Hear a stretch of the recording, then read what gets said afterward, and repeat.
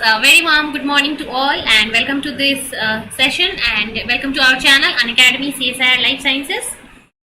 So I hope everybody is doing fine and great. And let's start today's lecture. और एक बार मैं check कर लूँ whether I am audible and visible or not. फिर start करेंगे session को.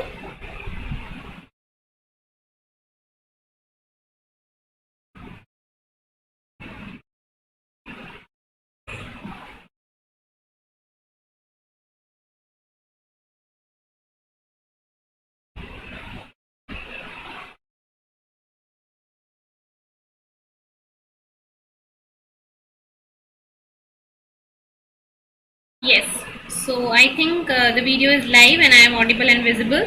Let me know students in the comment section. आवाज सही आ रही है, वीडियो सही आ रही है नहीं आप सबको.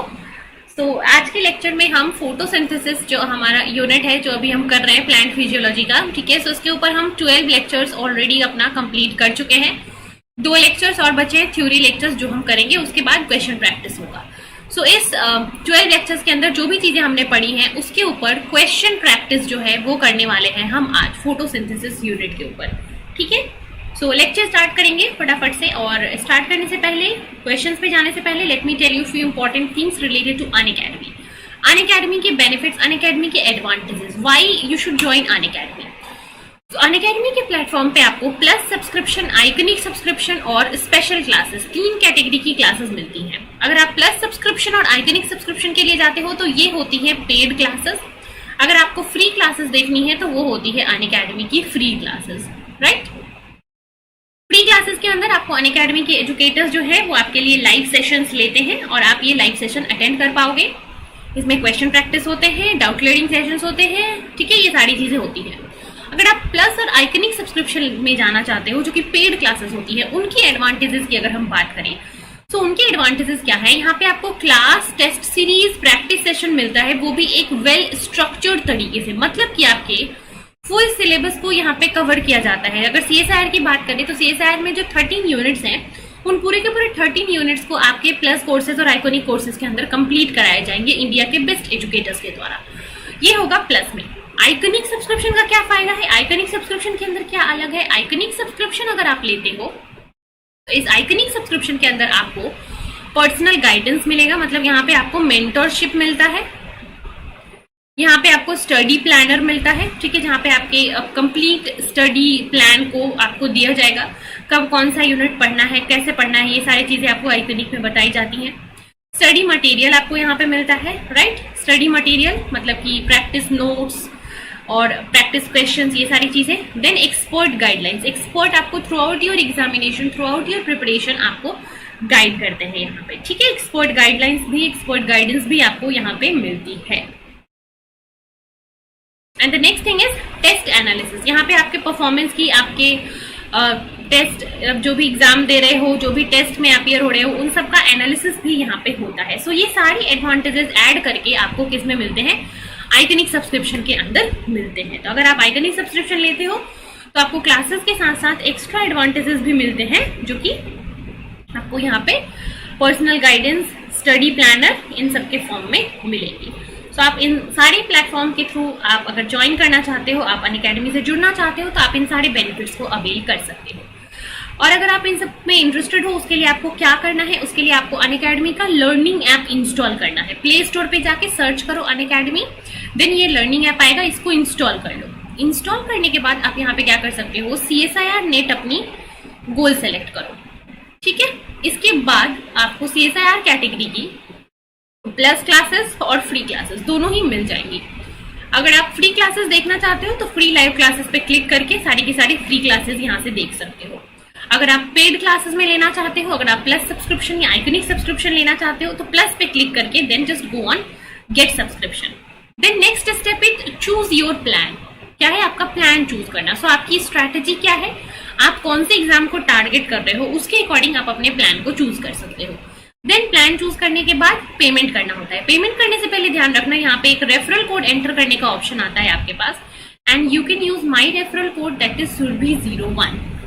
This is my referral code जिसको यूज करके आप अनअकैडमी से 10% ऑफ ले सकते हो on plus subscription. Plus subscription में आपको मिल जाएगा 10% ऑफ। इसके बाद आप प्लस सब्सक्राइबर हो गए, आप अनअकैडमी की प्लस क्लासेस जो है देख सकते हो with unlimited access. Unlimited access क्या होता है, यहाँ पे आपको कोई भी क्लास मल्टीपल टाइम्स देख सकते हो, रिकॉर्डेड वर्जन आप 100 टाइम 1000 टाइम देख सकते हो, कोई भी लिमिटेशन नहीं है कि एक क्लास को आप एक बार ही देख सकते हो। सो ये मेजर एडवांटेज आपको अनअकैडमी देता है। सो अनअकैडमी के साथ जुड़ के आप अपनी प्रिपरेशन को और भी ज्यादा स्ट्रॉन्ग और भी ज्यादा बेहतर कर सकते हो। और अनअकैडमी में CSIR नेट के लिए जो 3 मंथ का सब्सक्रिप्शन है, जो स्टूडेंट्स अगर ये लेना चाहते हो तो जल्द से जल्द ले लो 2-4 दिन में, बिकॉज प्राइस हाइक अलर्ट जो है वो सितंबर के एंड तक आ चुका है कि प्राइस बढ़ने वाले हैं। तो जो स्टूडेंट्स इंटरेस्टेड है 3 मंथ के सब्सक्रिप्शन के लिए, वो मेरा रेफरल कोड यूज करके 3 मंथ का सब्सक्रिप्शन ले सकते हैं विथ 10% ऑफ। सो जो भी इंटरेस्टेड है they can go for it. And बहुत सारे नए बैचेज स्टार्ट हो रहे हैं। Target GRF 2021 started from 15th of September। So आप इस बैच में इनरोल कर सकते हो। GRF batch for commerce, that is a batch course, ये भी 15 सितंबर से स्टार्ट हो चुका है। You can also get enrolled in this batch for commerce. Then crash course for chemical sciences, it is an outside batch, ये भी आपका जो बैच है वो आपका स्टार्ट हो चुका है 15 of September से। Then again outside batch for physical sciences, ये भी आपका स्टार्ट हो चुका है। सो बहुत सारे नए बैचेस जो हैं वो अभी स्टार्ट हो चुके हैं ऑलरेडी। सो आप इन सारे नए बैचेस में इनरोल हो सकते हो अनअकैडमी के एंड अपनी प्रिपरेशन स्टार्ट कर सकते हो। Now let's start our question practice session on photosynthesis. So let me know who all are there in this live class, then we will start.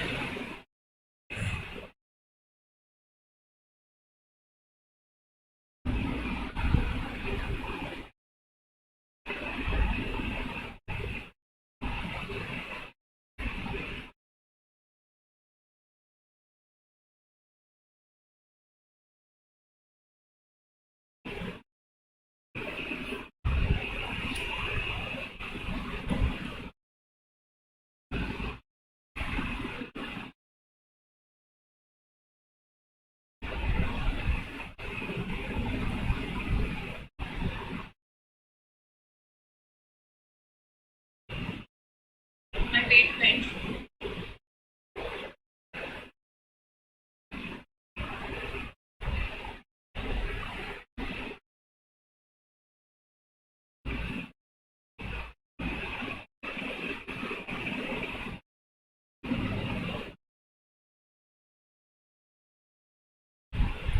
चलो कौन कौन है लाइव क्लास में बता दो मुझे फटाफट से कमेंट के अंदर। चलो स्टार्ट करते हैं फिर फोटोसिंथेसिस का क्वेश्चन प्रैक्टिस सेशन अपना, ठीक है। चलो सो ये रहेगा हमारा फोटोसिंथेसिस का फर्स्ट सवाल। चलिए प्रीवियस ईयर क्वेश्चन है ये, PYQ है आपका। So I think let's first of all go with some easy question, then we will move to tough question. पहले थोड़े easy question की तरफ चलते हैं, फिर tough questions को discuss करेंगे, right?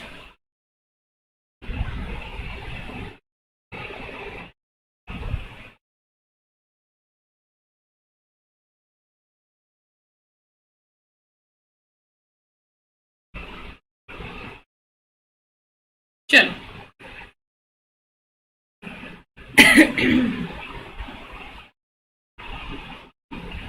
Red drop occurs at a wavelength of light. Red drop किस वेवलेंथ ऑफ लाइट पे होता है?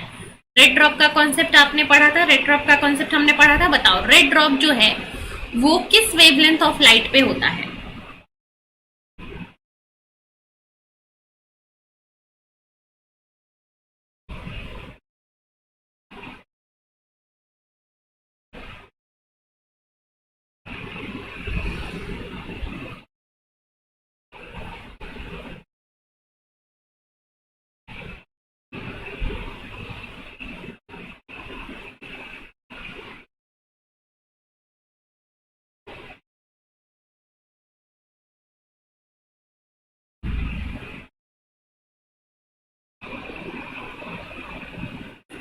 चलो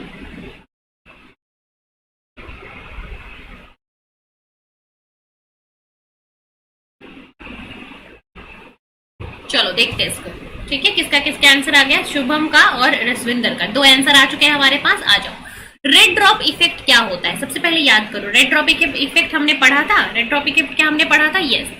इसमें ये बताया गया था कि जब किसी प्लांट को या फिर किसी भी फोटोसिंथेटिक ऑर्गेनिज्म को हम एक्सपोज करते हैं रेड लाइट से, सो फोटोसिंथेसिस जो है वो हाई रेट पे होता है, ठीक है, हाई रेट पे होता है। लेकिन जब हम रेड लाइट से हायर वेवलेंथ, रेड लाइट का 680 नैनोमीटर होता है, जब रेड लाइट से हम हायर वेवलेंथ का लाइट देते हैं, ठीक है, higher than this, then photosynthesis का जो रेट है वो क्या हो जाता है, लो हो जाता है। And this phenomena is known as red drop, ठीक है, कि जब आप रेड लाइट के अलावा रेड लाइट से हायर वेवलेंथ का लाइट देते हो, सो क्या हो जाता है, फोटोसिंथेसिस का रेट जो है वो लो हो जाता है, ठीक है। सो रेड लाइट जो है 680 नैनोमीटर का होता है, और जब आप 680 नैनोमीटर से हायर वेवलेंथ की लाइट दोगे तब आपका क्या हो जाएगा, रेड ड्रॉप हो जाएगा। सो इस ऑप्शन में अगर आप देखो 650, 680, 690, 640 विच इज हायर देन 680, 690, तो जब आप 680 से ज्यादा 690, 695, 700 नैनोमीटर की लाइट दोगे तो फिर क्या हो जाएगा, आपका यहाँ पे रेड ड्रॉप हो जाएगा, ठीक है। So red drop is happening whenever you are giving a light whose wavelength is greater than 680 nanometre. जब भी 680 से 80 नैनोमीटर से ज्यादा वेवलेंथ की लाइट आप दोगे तो वहां पे क्या होता है, वहां पे आपका फोटोसिंथेसिस जो है वो कॉम्प्रोमाइज्ड हो जाता है, ठीक है, फोटोसिंथेसिस का जो रेट है वो लो हो जाता है। And this phenomena is known as red drop phenomena, right. So 690 is the answer here, yes. 690 is the answer here.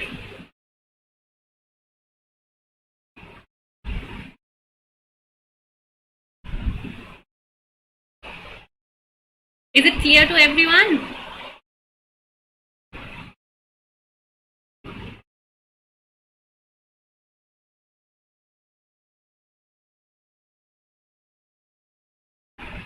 फटाफट से कमेंट में बताते जाओ मुझे, यहाँ पे किसी को डाउट है, क्लियर है सबको?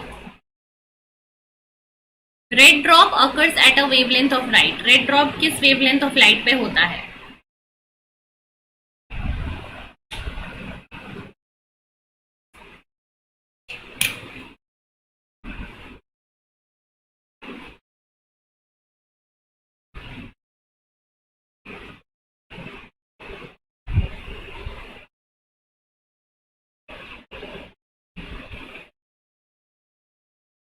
चलो फाइन, आगे बढ़ते हैं फिर नेक्स्ट क्वेश्चन की तरफ। ओके,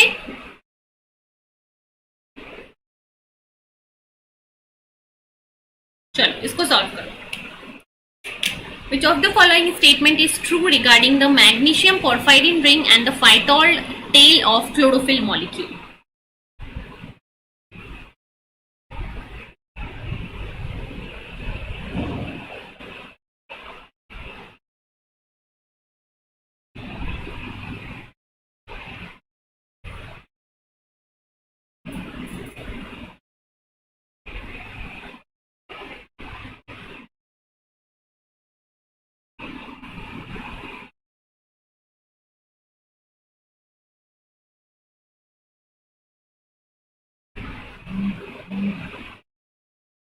चलो फटाफट से आंसर दे दो इसका।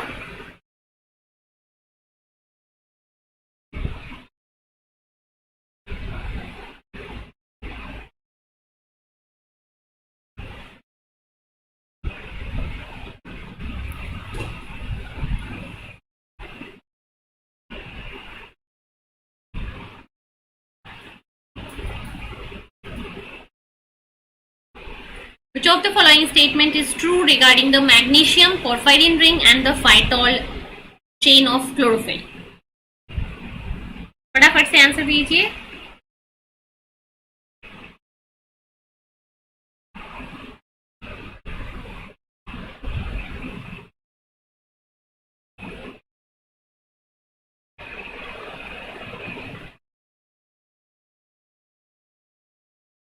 What happened? पहले तो आपको क्वेश्चन प्रैक्टिस सेशंस करने होते हैं, जब मैं क्वेश्चन प्रैक्टिस कराती हूँ तो फिर आंसर नहीं करते हो, प्रॉब्लम क्या है?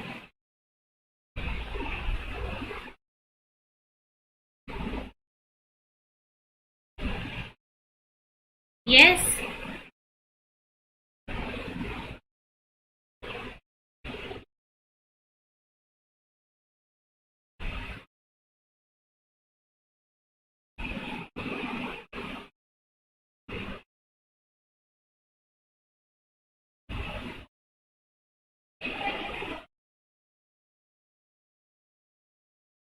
चलो, yes, right, Shreya and Vishnu, A is the right answer, right.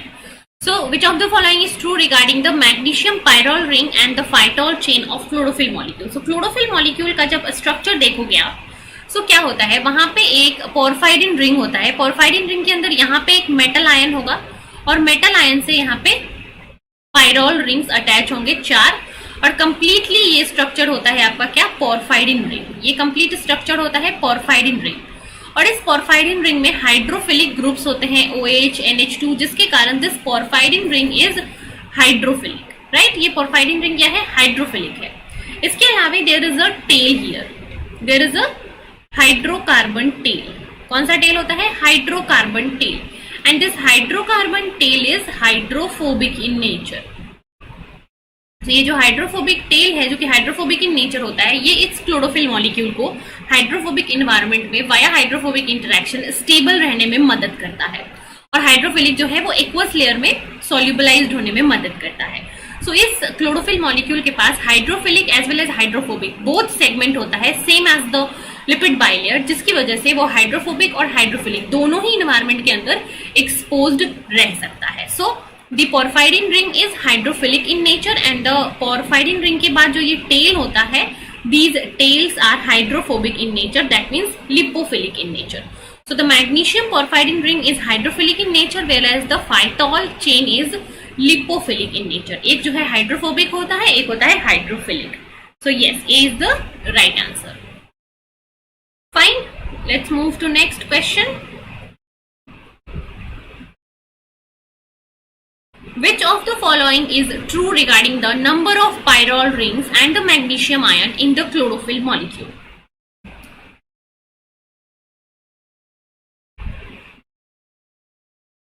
चलिए,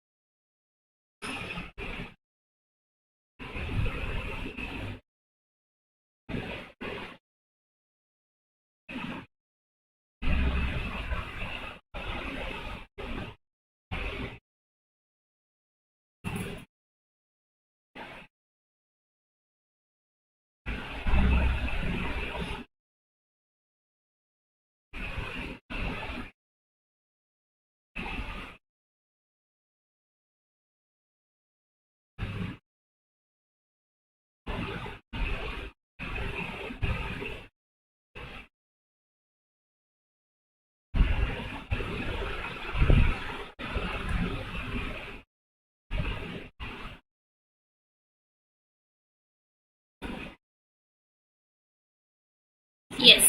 So which of the following statement regarding the number of pyrrole rings and the magnesium ion in chlorophyll is correct? ठीक है। So अभी मैंने आपको structure बताया, कैसा structure होता है हमारे इस क्लोरोफिल का स्ट्रक्चर कैसा होता है।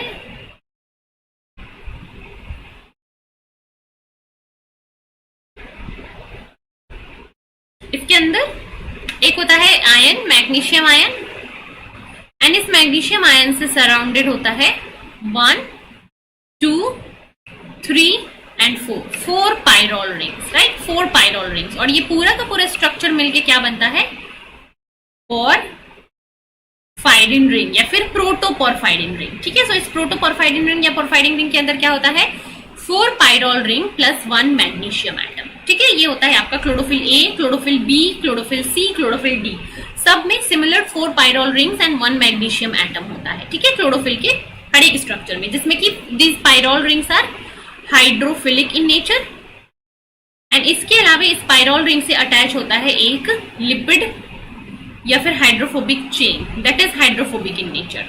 So this is the complete structure, right? Okay, let's go to next question.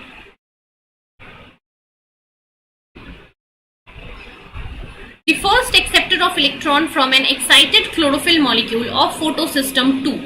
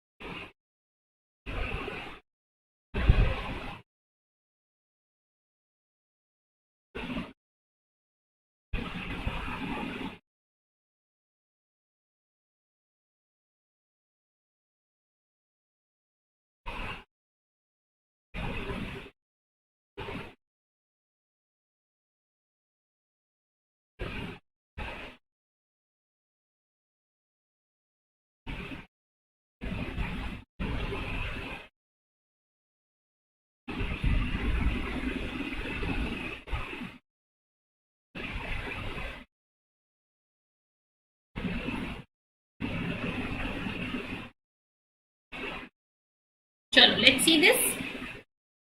क्या आंसर आया? ए.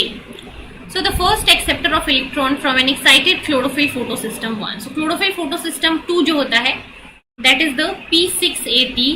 इस पे जब इलेक्ट्रॉन आता है, electron gets excited and these electrons are accepted by a electron acceptor that is the PQ, plastoquinone. ठीक है, quinone molecule जो है ये फोटोसिस्टम 1 से इलेक्ट्रॉन को एक्सेप्ट करता है और ये फिर दे देता है किसको? आपके साइटोक्रोम B6F को, that is the electron transporters, electron transport chain complexes. इसके बाद फिर ये आ जाता है फोटोसिस्टम 1 के पास. ठीक है, सो ऐसे होता है पूरा का पूरा इलेक्ट्रॉन फ्लो. बट यहाँ पे जो क्वेश्चन है वो ध्यान रखना कि फोटोसिस्टम 2 से इलेक्ट्रॉन्स को कौन लेता है? इसको लेता है क्विनॉन मॉलिक्यूल. ठीक है, क्विनॉन इसको लेके, इस इलेक्ट्रॉन को लेके रिड्यूस हो जाता है QH2. ठीक है, क्विनॉन इलेक्ट्रॉन को लेके रिड्यूस हो जाता है. तो first electron acceptor is the quinone और प्लास्टोक्विनॉन, राइट? चलो, वेरी गुड. अगले सवाल पे चलते हैं. DCMU inhibit photosynthesis during. तो हमने पढ़ा था फोटोसिंथेसिस के इनहिबिटर्स, ठीक है, जिसमें 2 एग्जांपल्स हमने पढ़े थे. One is this DCMU. तो DCMU जो है वो फोटोसिंथेसिस को कैसे इनहिबिट करता है?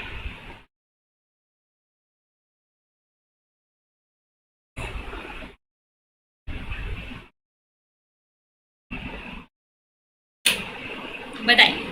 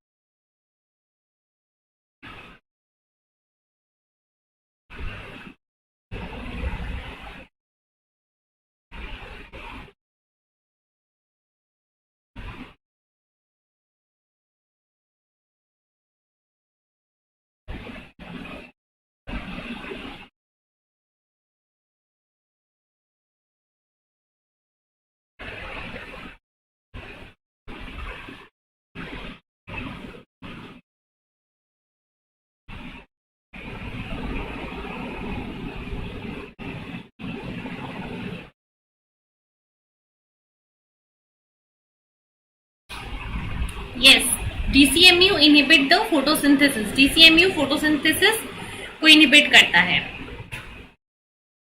यहाँ पे किस स्टेप में?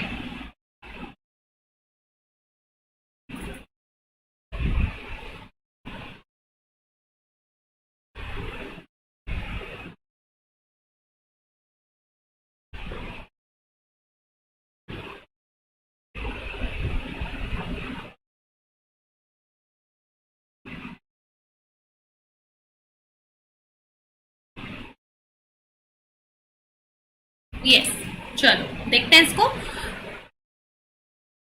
तो also very important announcement that from next month 1 अक्टूबर से ये जो चैनल है हमारा अनअकैडमी CSIR लाइफ साइंसेज, इस पे अब हमारी लाइफ साइंसेज की क्लासेस नहीं होगी। So this is an announcement I would like to make. 1 अक्टूबर के बाद यहाँ पे क्लासेस नहीं होंगी हमारी इस चैनल के ऊपर। So DCMU inhibit the photosynthesis at photosystem during, ठीक है। DCMU जो है वो फोटोसिंथेसिस को कैसे इनहिबिट करता है देखते हैं यहाँ पे। DCMU का यहाँ पे काम देखो। DCMU क्या है, जो P680 से इलेक्ट्रॉन को कौन लेता है, प्लास्टोक्विनोन लेता है, ये हमने पढ़ा। फिर यहाँ पे quinone A to quinone B, यहाँ पे एक क्विनोन का चेन होता है जिसके थ्रू इलेक्ट्रॉन ट्रांसपोर्ट होकर अल्टीमेटली जाता है फोटोसिस्टम 1 के पास।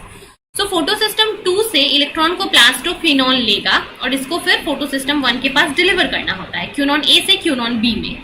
सो यहाँ पे जो क्विनोन A से क्विनोन B में ट्रांसफर हो रहा है, क्विनोन A से क्विनोन B में, इस ट्रांसफर को आपका DCMU इनहिबिट कर देता है। इस क्विनोन A से DCMU इस इलेक्ट्रॉन को ले लेता है और क्विनोन B के पास इलेक्ट्रॉन को नहीं जाने देता है, ठीक है।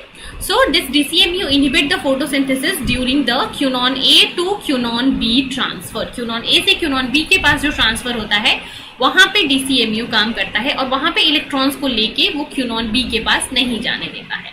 So in this step DCMU will inhibit the photosynthesis process, right?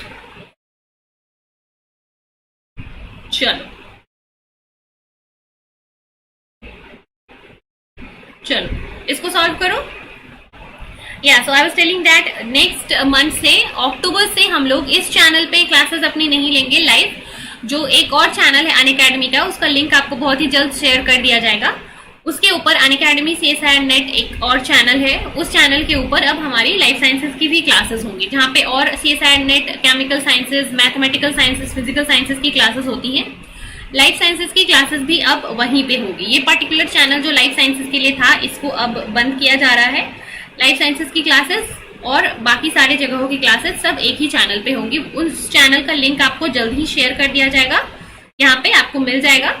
So don't worry, उस चैनल को ज्वाइन कर लेना। क्लासेस ऐसे ही रेगुलर ही होंगी, बट चैनल बस बदल जाएगा। मैं उसका लिंक आपको बहुत ही जल्द शेयर कर दूंगी और आप उस चैनल को ज्वाइन कर लेना और वहां पे ही हम क्लासेस करेंगे, ठीक है। सो जो फोटोसिंथेसिस का नेक्स्ट यूनिट है, सॉरी प्लांट फिजियोलॉजी का जो नेक्स्ट यूनिट है, वो 1 अक्टूबर से हम अपने नए चैनल पे ही स्टार्ट करेंगे, ठीक है। प्लांट फिजियोलॉजी का जो दूसरा यूनिट है, मैं आपको वो वहीं पे स्टार्ट करवाऊंगी, ठीक है। चलिए बहुत अच्छे, इसको सॉल्व करें।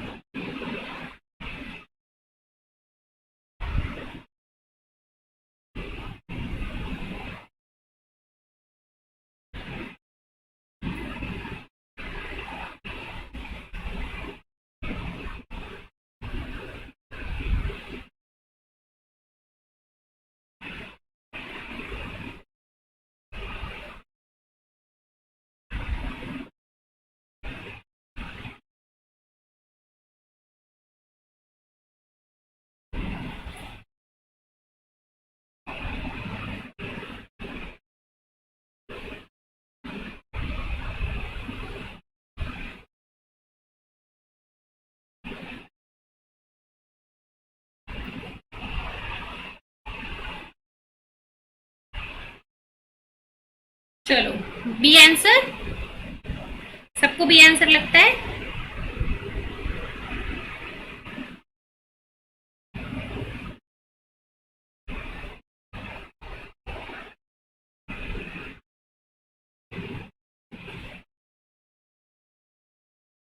चलिए, the process of photosynthesis which lead to the formation of glucose is a type of, ठीक है।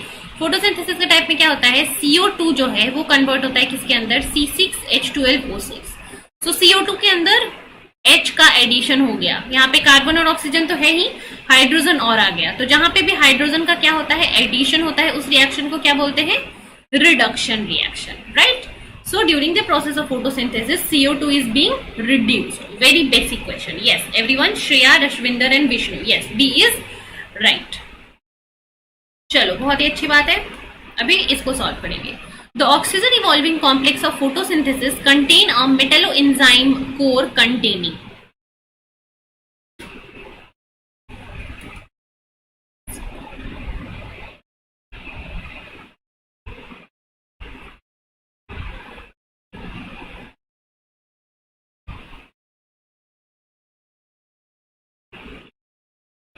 ऑक्सीजन इवॉल्विंग जो कॉम्प्लेक्स होता है आपके फोटो सिस्टम 2 के अंदर, ठीक है, फोटो सिस्टम 2 के पास होता है ऑक्सीजन इवॉल्विंग कॉम्प्लेक्स, जहां पे H2O जो है वो ब्रेक होता है into H plus electrons and oxygen में। सो इस ऑक्सीजन इवॉल्विंग कॉम्प्लेक्स जो है वो किस चीज से कंपोज्ड होता है?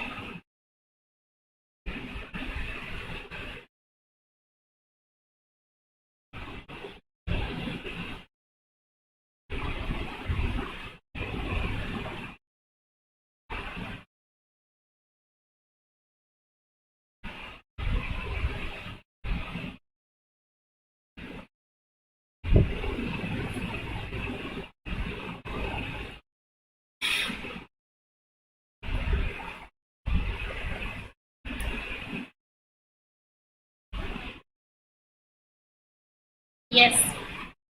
Everybody, give me your answers in the comment.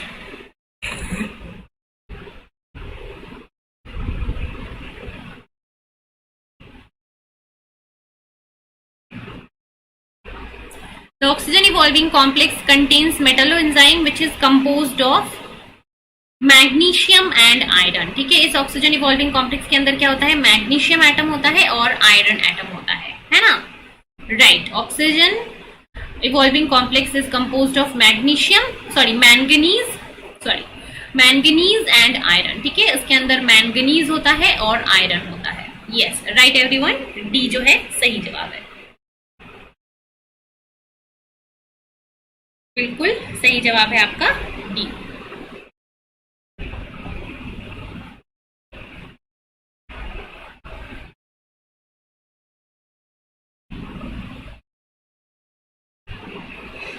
Sure. Moving to the next question. Which mineral ion play an important role in the functioning of photosystem 2?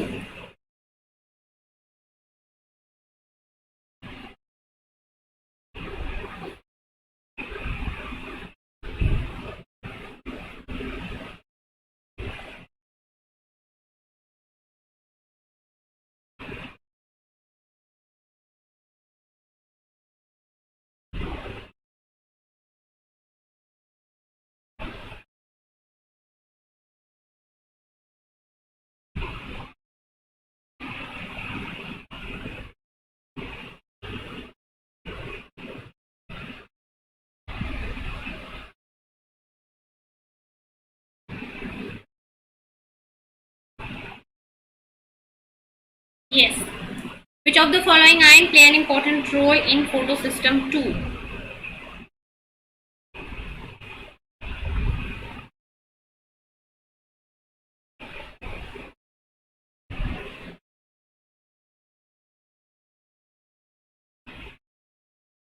Photosystem 2 के अंदर, okay, so in the reaction center of the photosystem 2 कौन सा ion होता है? Reaction centre के अंदर होता है मैंगनीज आयन। ठीक है, रिएक्शन सेंटर के अंदर होता है मैंगनीज आयन। आयरन भी एसोसिएटेड होता है but iron is not associated with the reaction centre. ठीक है, सो यहाँ पे दो चीजें हैं। ये जो क्वेश्चन थी फोटोलाइसिस ऑफ वाटर, ये जो क्वेश्चन था हमारा oxygen evolving complex of photosynthesis, it has a Metlo protein. ठीक है, जहाँ पे एंजाइम होता है और मेटल होता है। So this is the manganese and iron. ठीक है, मैंगनीज एंड आयरन यहाँ पे होता है। बट अगर सिर्फ फोटोसिस्टम 2 की बात किया जाए तो फोटोसिस्टम 2 के रिएक्शन सेंटर के अंदर क्या होता है? फोटोसिस्टम 2 के रिएक्शन सेंटर के अंदर सिर्फ एक मेटल एसोसिएटेड होता है, दैट इज मैंगनीज। ठीक है, तो यहाँ पे ध्यान रखना कि manganese is the major factor जो कि फोटोसिस्टम 2 के फंक्शनिंग को कंट्रोल करता है। ठीक है, यहाँ पे कुछ डाउट है आयंस को लेकर?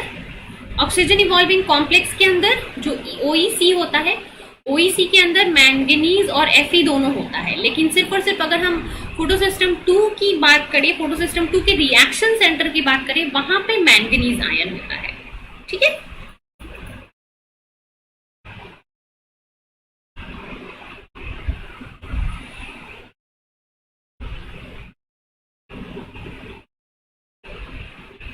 Is this clear everyone? कुछ डाउट है यहाँ पे मुझे बताओ, या फिर क्लियर है तो मुझे बताओ कमेंट के अंदर।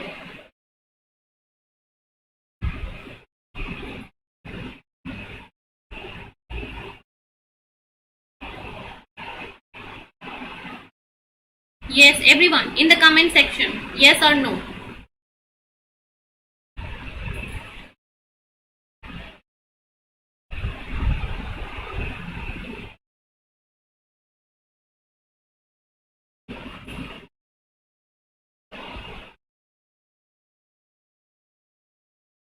ओके ओके, सेंटर में मैग्नीशियम रहता है? No, it is talking about the another thing. रुको एक second, let me see if I have attached the slide with related to this or not. ठीक है, देखो आप जो बोल रहे हो मैग्नीशियम रहता है, मैग्नीशियम यहाँ पे रहता है। ठीक है, इस पाइरोल रिंग के अंदर, इस क्लोरोफिल के स्ट्रक्चर के अंदर मैग्नीशियम कहाँ पे रहता है? क्लोरोफिल के अंदर, राइट? क्लोरोफिल के अंदर रहता है मैग्नीशियम। ठीक है, ये जो मैग्नीशियम एसोसिएटेड है 4 पाइरोल रिंग के साथ, it is in the chlorophyll. यहाँ पे बात हो रही है फोटोसिस्टम 2 की। किसकी बात हो रही है? फोटोसिस्टम 2 की। फोटोसिस्टम 2 से जो इलेक्ट्रॉन आते हैं और उसको इलेक्ट्रॉन कैप्चर करते हैं, इस प्रोसेस को कौन कंट्रोल करता है? 1 सेकेंड। यस, इस प्रोसेस को आपके मैंगनीज, इस जो पूरा का पूरा आपका फोटोसिस्टम 2 होता है, वहां पे एंजाइम्स भी रहते हैं, एंजाइम के साथ साथ रिएक्शन सेंटर। रिएक्शन सेंटर के अंदर क्या क्या होता है? वी हैव सीन ना, रिएक्शन सेंटर होता है, और इस रिएक्शन सेंटर के आजू बाजू आसपास में क्या रहते हैं? एंटीना कॉम्प्लेक्सेस रहते हैं। ठीक है, एंटीना कॉम्प्लेक्सेस। एंटीना कॉम्प्लेक्सेस के अंदर आपके पिगमेंट्स आते हैं, chlorophyll A, chlorophyll B, then your carotenoids. ठीक है, सो इस क्लोरोफिल ए और क्लोरोफिल बी के अंदर मैग्नीशियम आयन प्रेजेंट होता है in the centre. Reaction centre की यहाँ पे बात हो रही है, जो फोटोसिस्टम 2 का रिएक्शन सेंटर है, राइट? रिएक्शन सेंटर के अंदर यहाँ पे आयरन होता है, मैंगनीज होता है, जो कि इलेक्ट्रॉन्स को एब्सॉर्ब करने में, इलेक्ट्रॉन्स को एक्साइट करने में, फ्री इलेक्ट्रॉन्स प्रोवाइड करने में हेल्प करता है। सो इस रिएक्शन सेंटर के अंदर मेजर रोल जो है वो मैंगनीज का होता है। ठीक है, manganese which is a transition metal, this is important in case of reaction centre. जो मैग्नीशियम होता है वो chlorophyll A, chlorophyll B antenna complex के अंदर होता है। यहाँ पे बात हो रही है फोटोसिस्टम 2 की, रिएक्शन सेंटर की। तो रिएक्शन सेंटर के अंदर major role manganese ion play करता है, और ऑक्सीजन इवॉल्विंग कॉम्प्लेक्स में मेजर रोल मैंगनीज और आयरन दोनों का होता है। ठीक है श्रेया, सो आई होप कि अभी थोड़ा क्लियर हुआ होगा। फोटोसिस्टम 2 के रिएक्शन सेंटर की यहाँ पे बात हो रही है, राइट? तो रिएक्शन सेंटर के अंदर मैंगनीज होगा, और जब आप बोल रहे हो मैग्नीशियम होता है सेंटर में, मैग्नीशियम किसके सेंटर में होता है? क्लोरोफिल ए के, क्लोरोफिल बी में। ठीक है, जो पोरफायरिन रिंग होता है वहां पे मैग्नीशियम होता है, तो वो किसके अंदर हो गया? वो हो गया हमारे एंटीना कॉम्प्लेक्स के अंदर। So remember this and I hope it is clear.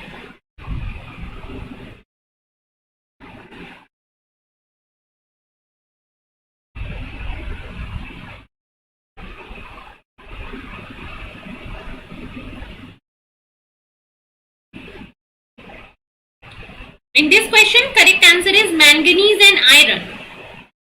It's not magnesium, it's manganese. It's not magnesium, it's manganese. Mn and iron. Option D. Magnesium और manganese में confuse नहीं हो.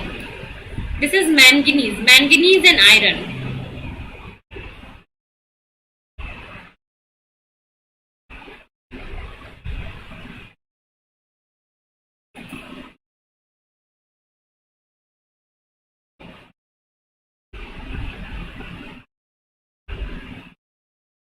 ओके, मैंगनीज एंड आयरन, और यहाँ पे manganese, right everybody? कोई confusion है यहाँ पे तो बोलो फिर से, एनीबडी, एनी कंफ्यूजन?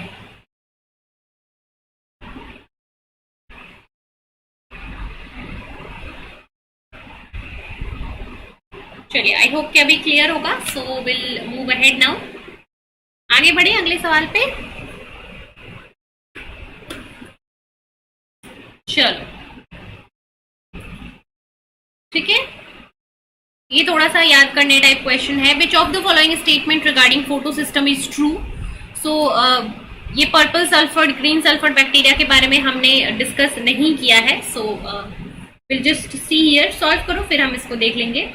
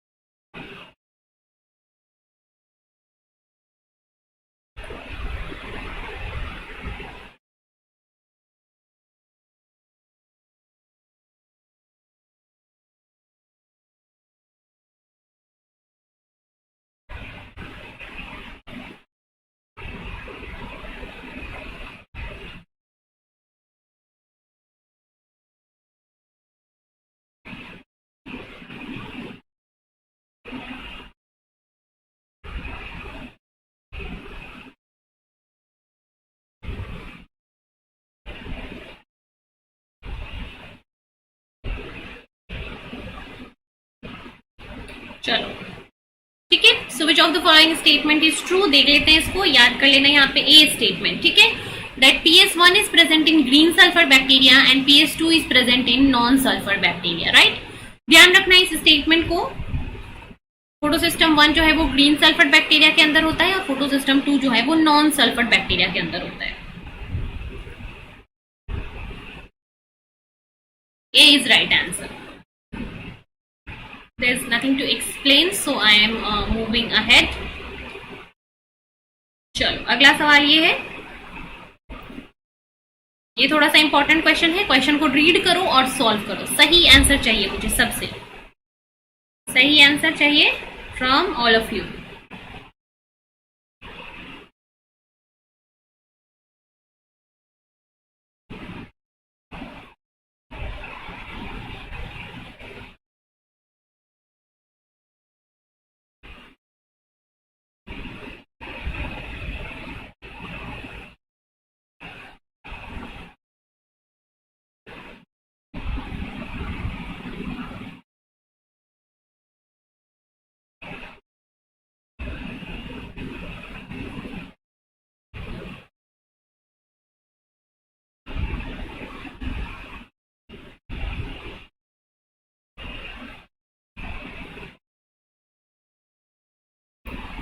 चलो, all of you write down your answers in the comment.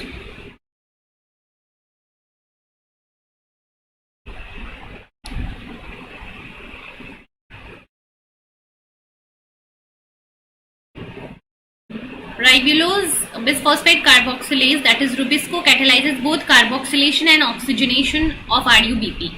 The later reaction initiates a physiological process known as photorespiration. मतलब जब रुबिस्को आपके ऑक्सीजन से बाइंड करता है तो फोटो रेस्पायरेशन होता है, right. The following are certain statements regarding photorespiration. So which of the following is true. आपको बताना है करेक्ट स्टेटमेंट. करेक्ट स्टेटमेंट बताइए, देखते आ जाओ. सॉल्व कर लिया सबने. The active site of RuBisCO for carboxylation and oxygenation are different. क्या ये डिफरेंट होता है? No, this is same.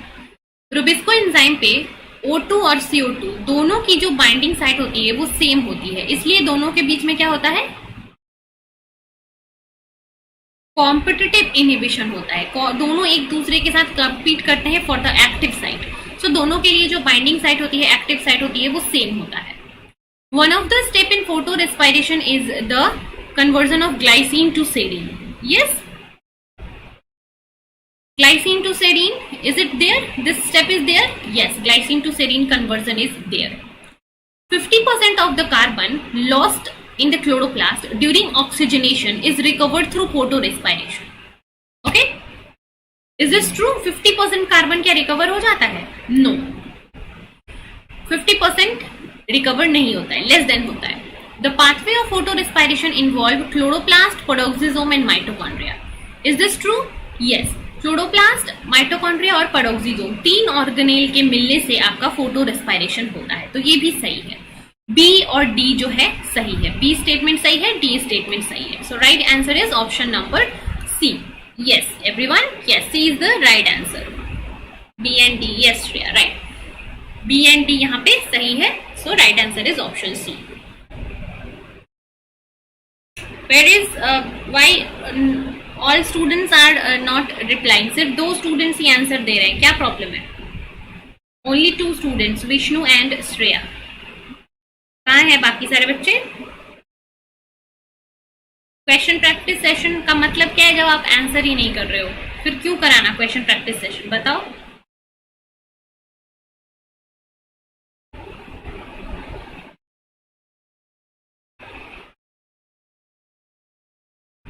क्यों कराना क्वेश्चन प्रैक्टिस सेशन? छोड़ दे, नहीं कराएं. सबको आंसर देना है, ठीक है? सबको आंसर देना है कमेंट में. I want all of you to answer. जितने बच्चे देख रहे हैं सबको कमेंट के अंदर आंसर लिखना है. सिर्फ 1 या 2 के आंसर लिखने से नहीं चलेगा. चलो, ओके. सो ये अभी हमने नहीं कंप्लीट किया है, ठीक है? चलो इसको देखेंगे. During the operation of C2 oxidative photosynthetic cycle, जो C2 साइकिल होता है, which of the following metabolite is transported from chloroplast to peroxisome? Chloroplast to peroxisome कौन सा मॉलिक्यूल ट्रांसपोर्ट होता है?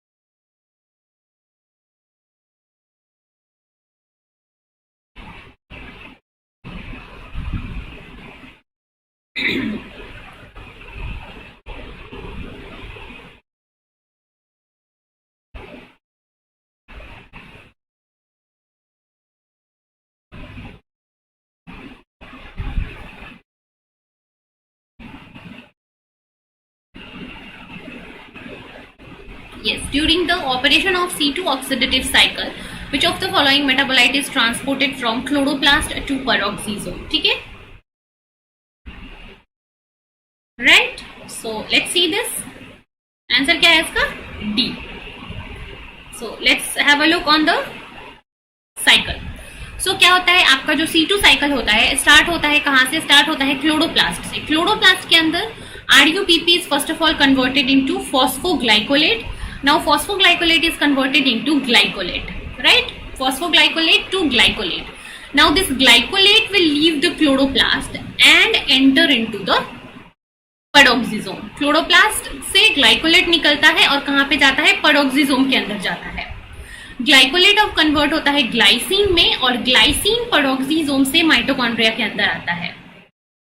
Glycine is converted into serine then, and serine जो है वो आपका अगेन पेरोक्सिसोम में ट्रांसपोर्ट होता है. तो कौन सी चीज कहां से कहां ट्रांसपोर्ट होती है? फिर ग्लिसरेट जो है वो पेरोक्सिसोम से क्लोरोप्लास्ट में जाता है. सो क्लोरोप्लास्ट से पेरोक्सिसोम में आता है ग्लाइकोलेट और पेरोक्सिसोम से क्लोरोप्लास्ट के अंदर जाता है glycerate. One thing.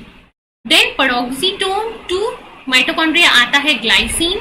Mitochondria to peroxisome जाता है serine. So these are the 4 important compounds जो कि आपको यहाँ पे ध्यान रखने हैं, ठीक है? So, which of the following is transported from chloroplast to peroxisome? It is glycolate. Then, tell me, which of the following is transported from peroxisome to chloroplast? Peroxisome to chloroplast कौन ट्रांसपोर्ट होता है? बताओ comment के अंदर.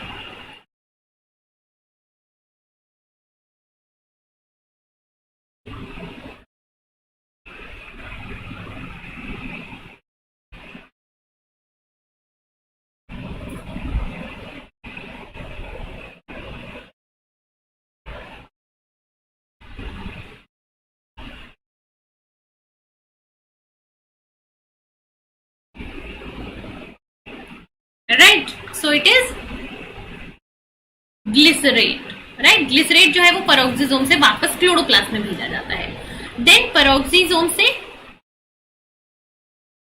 Mitochondria में कौन transport होता है? It is glycine. देन माइटोकॉन्ड्रिया से वापस पेरोक्सिसोम में कौन ट्रांसपोर्ट होता है? It is serine, right. Peroxisome to mitochondria, peroxisome to mitochondria, peroxisome to mitochondria glycine, mitochondria to peroxisome serine. So ये चार चीजें ध्यान रखना। Chloroplast to peroxisome glycolate, glycolate chloroplast से पेरोक्सिसोम में आएगा, पेरोक्सिसोम के अंदर ग्लाइकोलेट कन्वर्ट होगा ग्लाइसिन में और फिर पेरोक्सिसोम उसको भेजेगा माइटोकॉन्ड्रिया में, माइटोकॉन्ड्रिया के अंदर ग्लाइसिन कन्वर्ट होगा सेरीन में, ठीक है। Now serine this is transported from mitochondria to peroxisome, right. Mitochondria to peroxisome serine transport होगा। अब सेरीन कन्वर्ट होगा अगेन किसके अंदर? ग्लिसरेट के अंदर, और ग्लिसरेट जो है वो पेरोक्सिसोम से क्लोरोप्लास्ट के अंदर जाएगा, ठीक है। सो ये सारे आप यहाँ पे याद रखो। Peroxisome to chloroplast, peroxisome to mitochondria, mitochondria to peroxisome and chloroplast to peroxisome. कौन सा कंपाउंड ट्रांसपोर्ट होता है?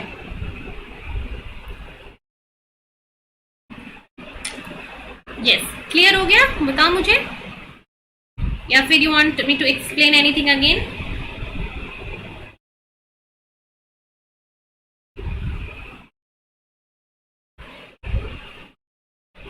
Yes, let me know in the comment कौन सा मॉलिक्यूल कहां से कब ट्रांसपोर्ट होता है।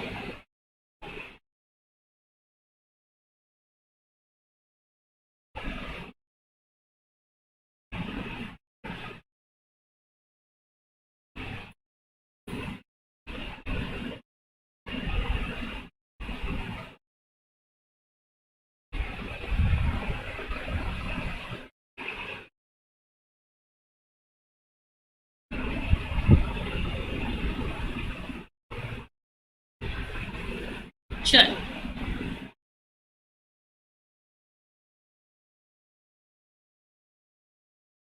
यस यस, याद तो रखना ही पड़ेगा। ओके, सो मूव करते हैं आगे। C2 साइकिल ये अभी हमने कवर नहीं किया है, so will cover this and then मैं आपको एक क्वेश्चन कराऊंगी। चलो नेक्स्ट सवाल इसको करते हैं। कुछ क्वेश्चंस अभी मैं नहीं करा रही हूँ जो फिजियोलॉजिकल प्रॉपर्टीज के ऊपर है, जैसे कि CO2 के ऊपर कैसे डिपेंड करता है, टेम्परेचर, ये सारी चीजें हम पढ़ेंगे अभी आज के लेक्चर में और उसके बाद उनके क्वेश्चंस करेंगे। दिस यू कैन सॉल्व, इसको सॉल्व करो, हम इसके बारे में बात कर चुके हैं ऑलरेडी।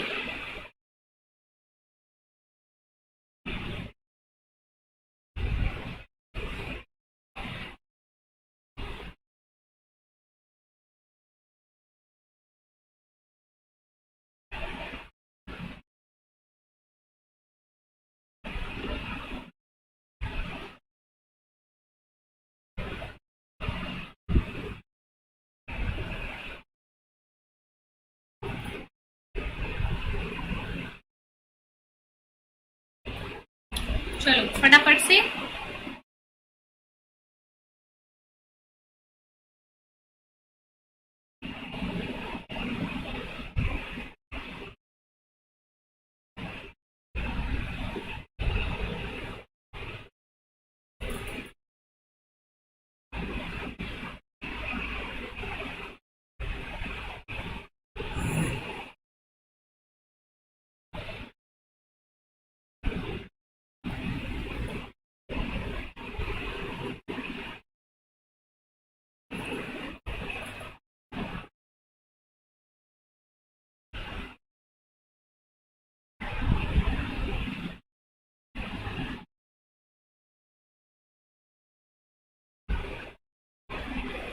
व्हाट हैपेंड, किसी का आंसर नहीं आया अभी तक?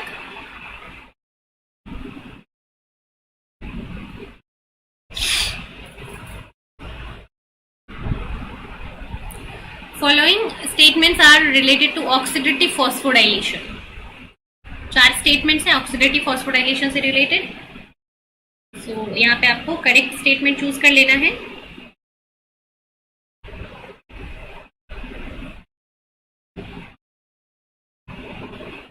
चलो देखते हैं ऑप्शन ए, आ जाओ देखते हैं। Redox reaction of electron transport chains coupled with ATP synthesis are collectively called as oxidative phosphorylation। ठीक है, redox reaction जहां पे oxidation reduction होता है, and this redox reaction will do electron transport. Electron transport will be coupled with the ATP synthesis. So this is true, यही होता है oxidative phosphorylation में। Next is three major processes: glycolysis, oxidative pentose phosphate pathway, and citric acid cycles are related to oxidative phosphorylation. Right? Glycolysis is related to oxidative phosphorylation. Citric acid cycle is related to oxidative phosphorylation. But this pentose phosphate pathway, this is not related. Pentose phosphate pathway के अंदर NADPH बनता है, जो कि आपके oxidative phosphorylation में use नहीं होता है। ग्लाइकोलाइसिस में NADH बनता है, जो कि ऑक्सीडेटिव फॉस्फोराइलेशन में यूज होता है। सिट्रिक एसिड साइकिल में NADH बनता है, जो कि ऑक्सीडेटिव फॉस्फोराइलेशन में यूज होता है। बट पेंटोज फॉस्फेट पाथवे में NADPH बनता है, जो कि आपके ऑक्सीडेटिव फॉस्फोराइलेशन में यूज नहीं होता है। So this is not correct. Electron transporter proteins are found on the outer membrane of the mitochondrial membrane. Outer surface पे होता है of the two mitochondrial membrane. अगर ये एक माइटोकॉन्ड्रिया है तो क्या आउटर मेम्ब्रेन पे प्रोटीन्स होते हैं? नो, प्रोटीन्स हमेशा कहाँ होते हैं? In the inner mitochondrial membrane. So this is also not correct. In the electron transport chains, electrons are transferred to oxygen from NADH। Right, this is also right. जो electron transporters होते हैं in the inner mitochondrial membrane, वो electrons को देते हैं किसको? To these electron transporters, electron carriers. So NADH और FADH जो है वो अपने इलेक्ट्रॉन्स को इन इलेक्ट्रॉन ट्रांसपोर्टर्स को देते हैं। ये इलेक्ट्रॉन को एक चेन से दूसरे चेन में ट्रांसपोर्ट करके फाइनली किसको दे देते हैं? ऑक्सीजन को। सो NADH का जो इलेक्ट्रॉन है वो फाइनली किसको डोनेट किया जाता है? ऑक्सीजन को। So final electron acceptor is oxygen from NADH। So statement number 4 S is also correct. तो यहाँ पे A करेक्ट है और S करेक्ट है, मतलब P करेक्ट है और S करेक्ट है। So which of the following set is correct? So it is option A, that is P and S. Okay, right, Shreya and Vishnu. Don't be confused. I think maybe ऐसे नहीं चलेगा. You have to be very very sure. Yes, either option A आपको टिक करना है या फिर नहीं करना है. Confusion state नहीं रहेगा. ठीक है, ऑप्शन A सही है क्योंकि P और S स्टेटमेंट सही है। बाकी सारे स्टेटमेंट यहाँ पे दोनों, ये दोनों बिल्कुल ही गलत है। यहाँ तो आउटर मेम्ब्रेन देख के ही आप इसको रिजेक्ट कर दोगे, यहाँ पे पेंटोज फॉस्फेट पाथवे देख के ही रिजेक्ट कर दोगे, क्योंकि पेंटोज फॉस्फेट पाथवे तो आपके मेटाबॉलिज्म में नहीं आता है, आउटर मेम्ब्रेन में भी नहीं होता है। तो ये दोनों स्टेटमेंट आप जल्दी से ही एलिमिनेट कर दोगे। सिर्फ और सिर्फ P और S आपका करेक्ट है यहाँ पे।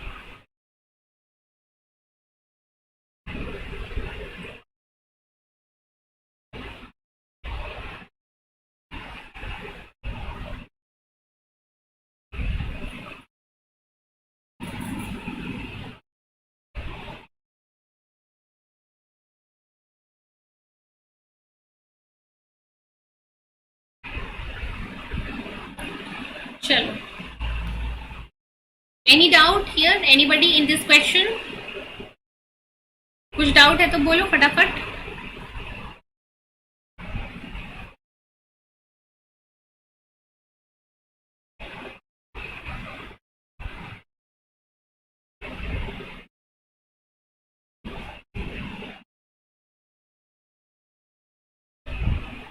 चलो मैम, क्लास टाइमिंग्स क्या है? क्लास टाइमिंग्स बच्चे संडे को तो 11 बजे से है। Class timings daily Monday to Sunday 10 PM है। 10 PM की क्लास डेली होती है हमारी, और फिर वीकेंड्स के अंदर हम कभी कभी क्वेश्चन प्रैक्टिस लेते हैं 11 बजे से। बट क्लास टाइमिंग जो है 10 PM, 10 PM जो है वो फाइनल क्लास टाइमिंग है डेली की, इसमें कोई भी डाउट नहीं है। 10 PM की डेली क्लास है आपकी। चलो नेक्स्ट क्वेश्चन पे बढ़ते हैं, आ जाओ। नेक्स्ट, ये थोड़ा सा टफ क्वेश्चन है। SLP and oxidative phosphorylation explain कर दो। SLP क्या होता है? Substrate level phosphorylation. ठीक है, SLP क्या होता है?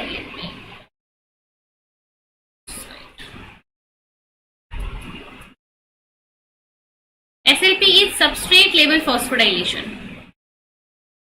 सबस्ट्रेट लेवल फॉस्फोराइलेशन में क्या होता है कि कोई एक डोनर होता है, ठीक है, कोई एक डोनर होता है जो अपने इनऑर्गेनिक फॉस्फेट को डोनेट करता है किसको?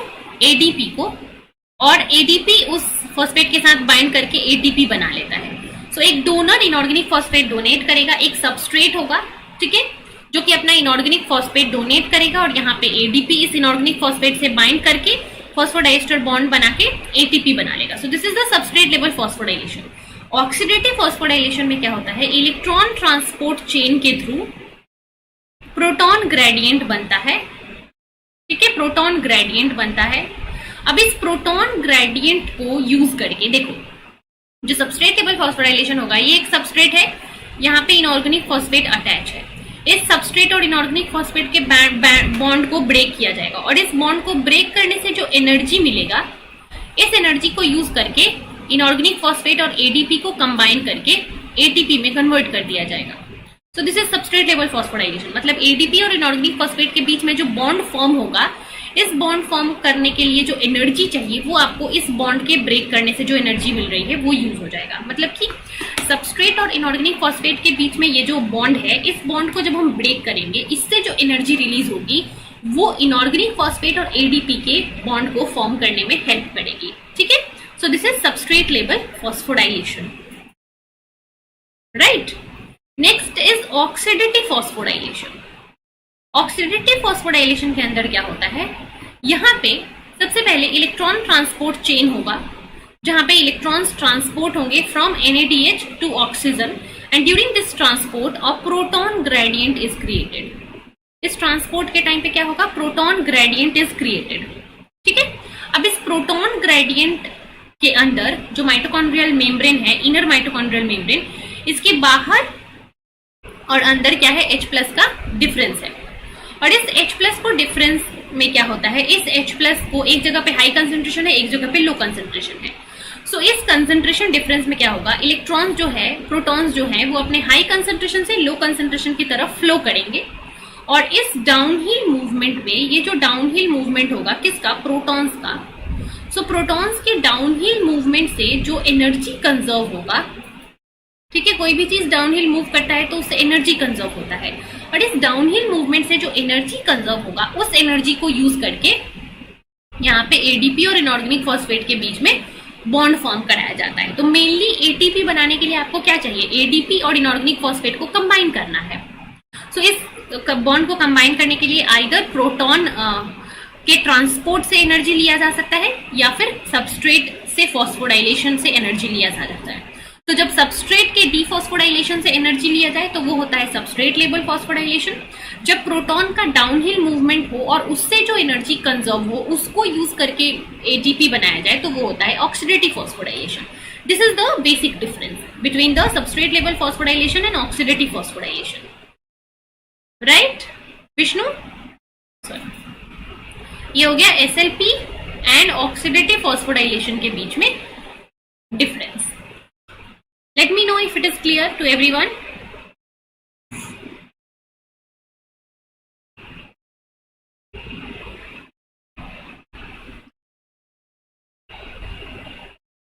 Yes, let me know. Is it clear or not? SLP and oxidative phosphorylation. जिसने भी सवाल पूछा था और जो भी बच्चे हो बताओ मुझे, क्लियर है या कोई डाउट है यहाँ पे?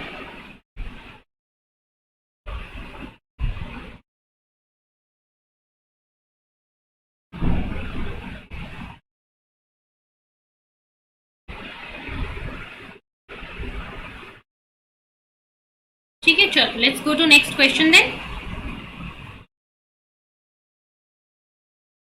Solve this.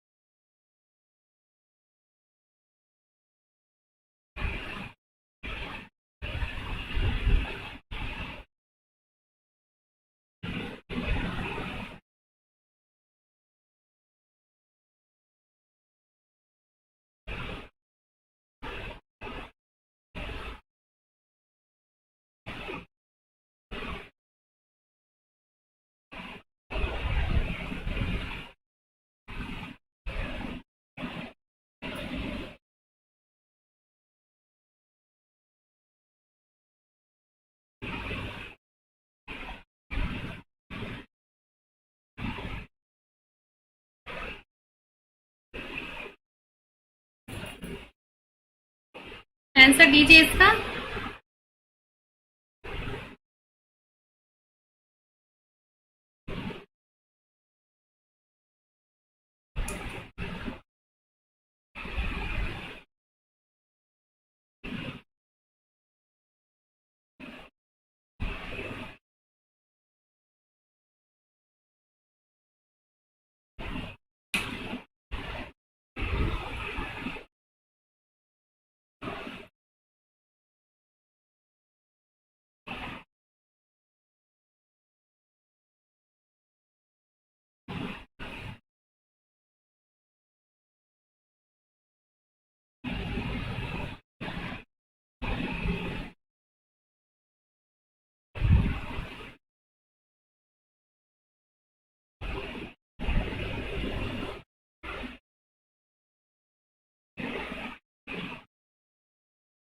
Yes, ये answer. A jet stream electron transport in two evolving species. So the direction of electron flow is presented in the following. ठीक है, डायरेक्शन ऑफ इलेक्ट्रॉन फ्लो, सबसे पहले इलेक्ट्रॉन फ्लो कहाँ से स्टार्ट होता है? Photo system 2 से P680। ठीक है, तो ये दोनों ऑप्शन तो डायरेक्ट ही आपके एलिमिनेट हो जाएंगे सीधे सीधे।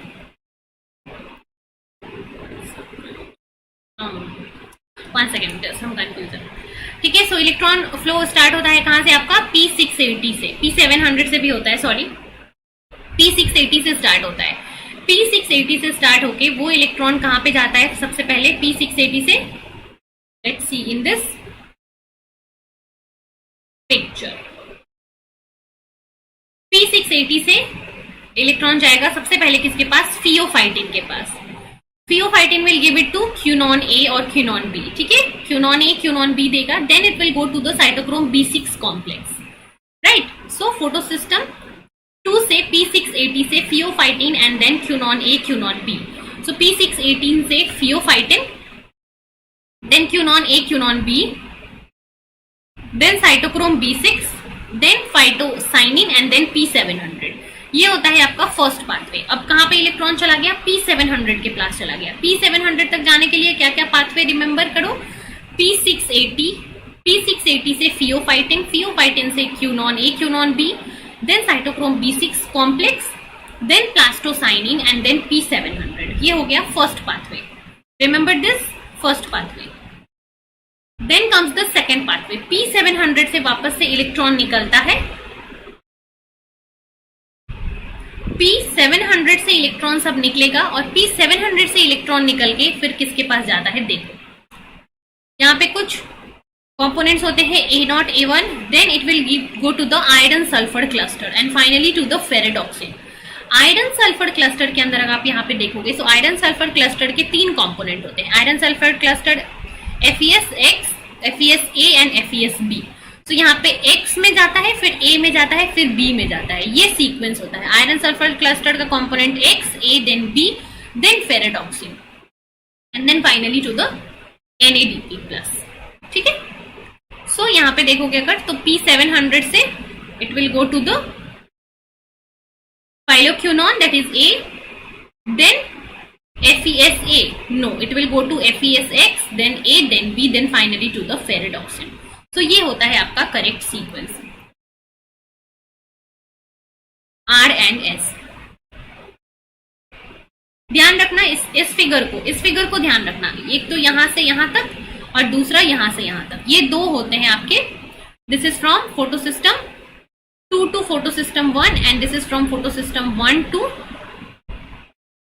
NADPH। ये 2 जो पाथवे हैं वो ध्यान रखना।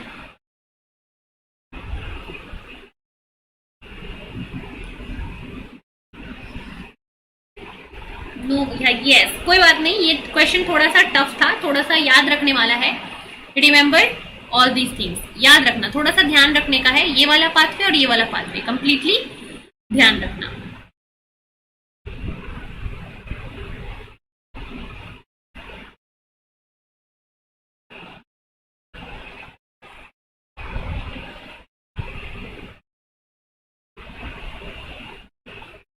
Yes, is it clear, everybody?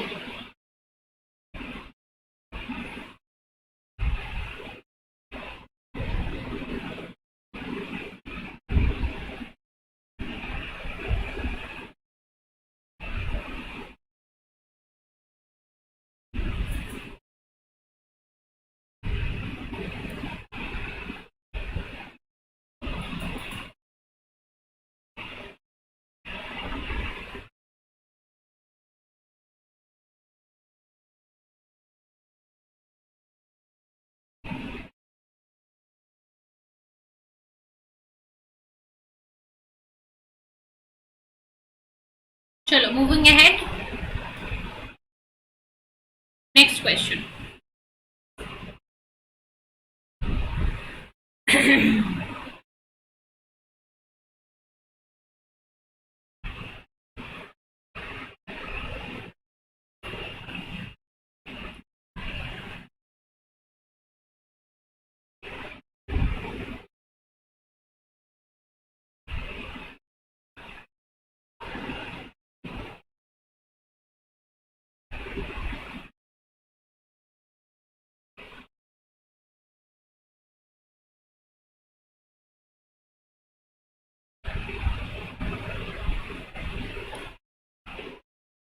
Solve this.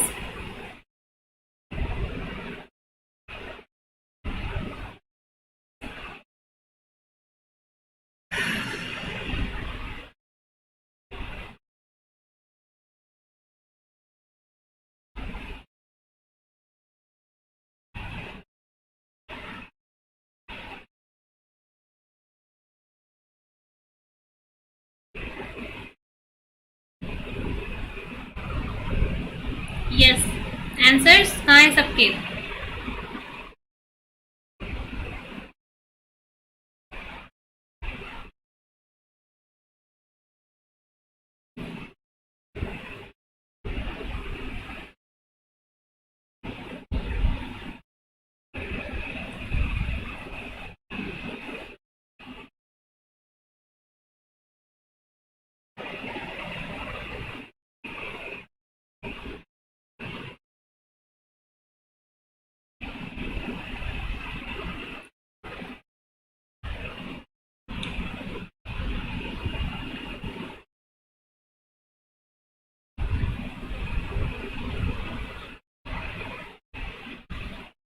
चलो.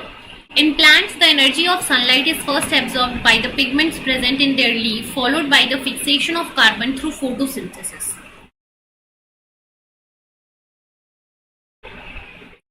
So consider the following statement. Confused between A and D. A और D क्या है? PQR और PQS. मतलब ये दो ऑप्शन में कंफ्यूजन है. ठीक है, चलो.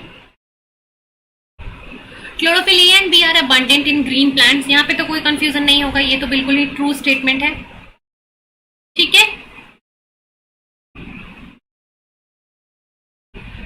Chlorophyll C and D are found in protist and cyanobacteria.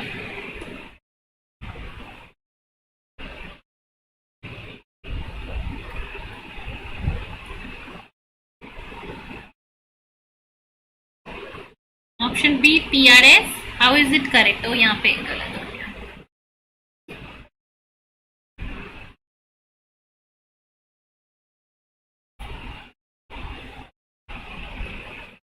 Let me see also. I think PQR is correct here, right? PQR correct है, यहाँ पे गलत हो गया है. A is right answer. So it's not B. A is right answer. ठीक है. Chlorophyll A and B are in green plants. Chlorophyll C and D are found in some cyanobacteria. जैसे कि D जो होता है वो कुछ एल्गी के अंदर होता है. C भी एल्गीज के अंदर, प्रोटिस्ट के अंदर होता है. Then out of the different type of bacteria chlorophyll, type A or type B, type A is the most widely distributed, right? So A here is the right answer.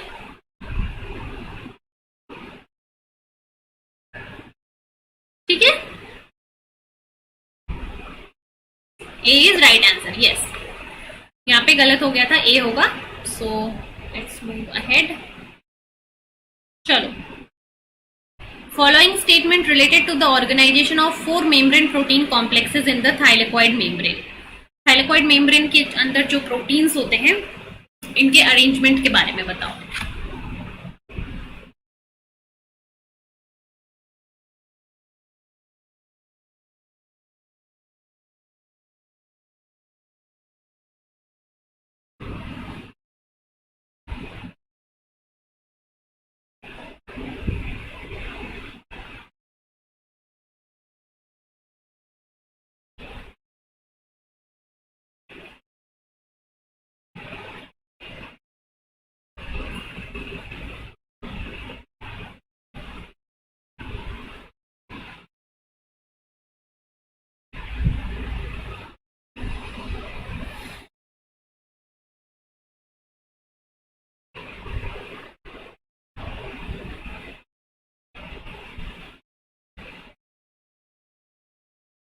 Yes, following are the statements related to the organization of 4 protein complexes. 1 photosystem 1 और 2 के बारे में है, cytochrome B6 के बारे में है और ATP सिंथेस के बारे में है. तो सॉल्व कीजिए इसको.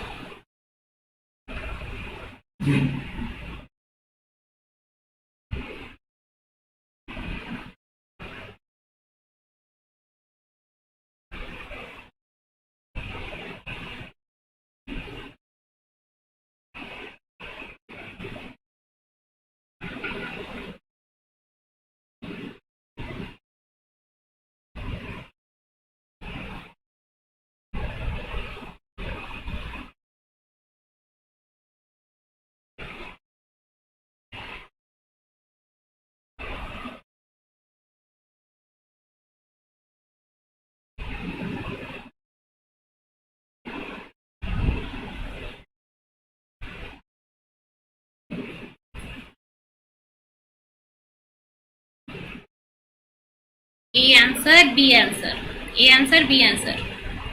और बाकी लोगों के आंसर्स कहाँ हैं?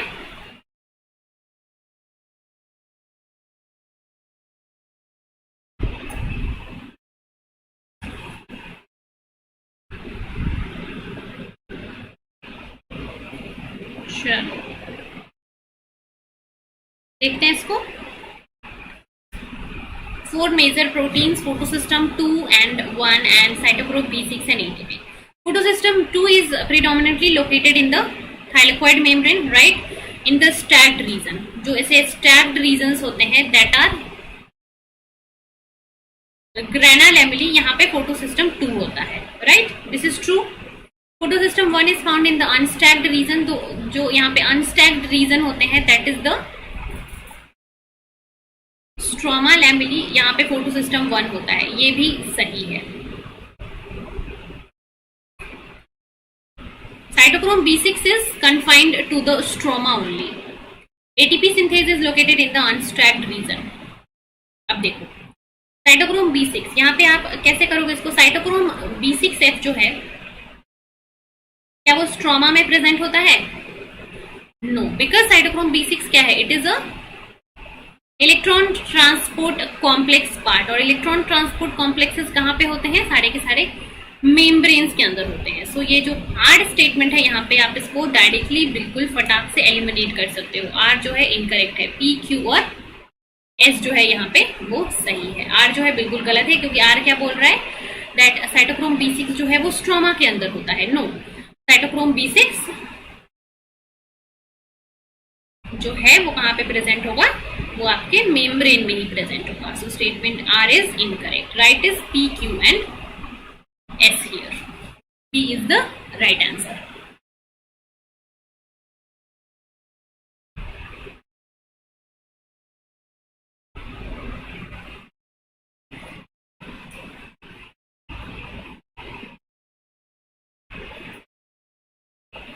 चलो now I think we should end our lecture here. ठीक है, आज की क्लास के लिए इतना ही रखते हैं.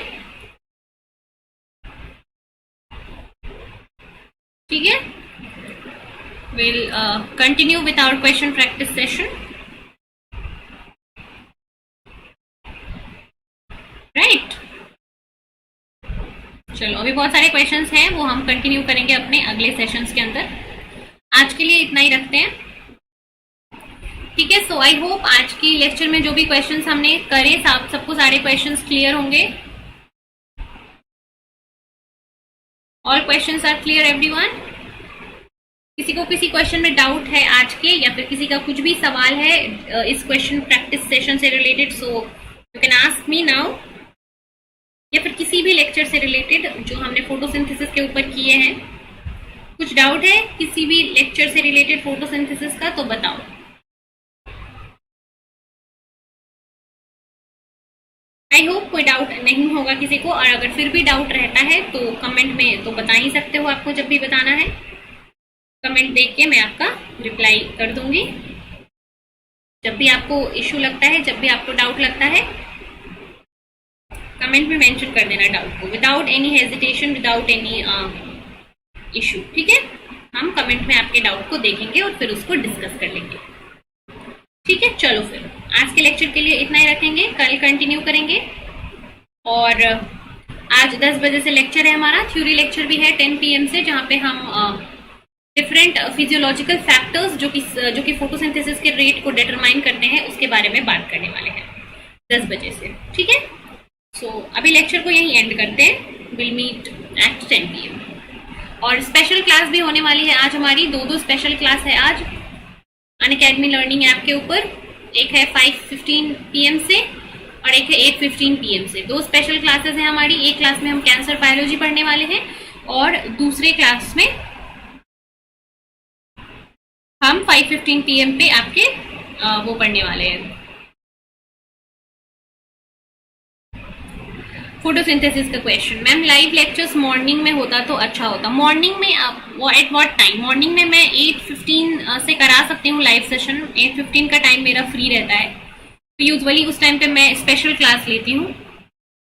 सो मे बी जब हम नए चैनल पे शिफ्ट करेंगे ना, सो मॉर्निंग में मैं आपकी सेशन लेने की कोशिश करूंगी। जब हम नए चैनल पे अपना, अभी तो ये यूनिट खत्म ही हो चुका है फोटोसिंथेसिस, जब हम प्लांट फिजियोलॉजी का नेक्स्ट यूनिट स्टार्ट करेंगे, सो नेक्स्ट यूनिट हमारा एक तो नए चैनल पे होगा। ये अनाउंसमेंट मैं ऑलरेडी कर चुकी हूँ। नए चैनल का लिंक आपको शेयर कर दिया जाएगा जल्दी। वहां पे हम कोशिश करेंगे कि मॉर्निंग में भी सेशन ले लें और इवनिंग में भी सेशन ले लें। मॉर्निंग और इवनिंग दोनों में ही सेशन लेने की कोशिश करेंगे। लेट्स सी, वहां पे डिपेंड करता है कितने स्टूडेंट्स आते हैं, कैसे आप लोग ज्वाइन करते हो, उसके ऊपर सारी चीजें डिपेंड करेंगी। सो विल सी कैसे चीजें मूव करती है वहां पे, एंड अकॉर्डिंगली वहां पे टाइम डिसाइड करेंगे। इस चैनल के ऊपर अभी फोटोसिंथेसिस करके उसके बाद मैं सोच रही हूँ कि पीछे के जो कुछ चैप्टर्स हमारे बचे हुए हैं, जैसे कि मेटाबॉलिज्म के यूनिट से हमारी कुछ चीजें बची हुई हैं। फैटी एसिड मेटाबॉलिज्म का कुछ पार्ट बचा हुआ है, न्यूक्लिक एसिड मेटाबॉलिज्म हमारा बचा हुआ है यूनिट 1 से। तो इन सारी चीजों को पहले हम कर लेंगे, उसके बाद नए चैनल पे प्लांट फिजियोलॉजी का नेक्स्ट चैप्टर स्टार्ट करेंगे। तो ये अभी 10 दिन जो है वो हम कुछ पुराने टॉपिक्स जो है वो करेंगे और उसके बाद नए चैनल से यूनिट जो है प्लांट फिजियोलॉजी का उसको कंटिन्यू करेंगे।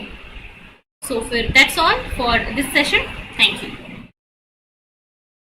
नए चैनल का लिंक आपको शेयर कर दिया जाएगा, उसके लिए चिंता मत करना, उसको ज्वाइन कर लेना, सब्सक्राइब कर लेना, ठीक है। लाइफ साइंसेस की क्लासेस अब इस चैनल पे बंद करके हम लोग नए चैनल पे शिफ्ट कर रहे हैं, तो आपको बहुत ही जल्दी उस चैनल का लिंक मिल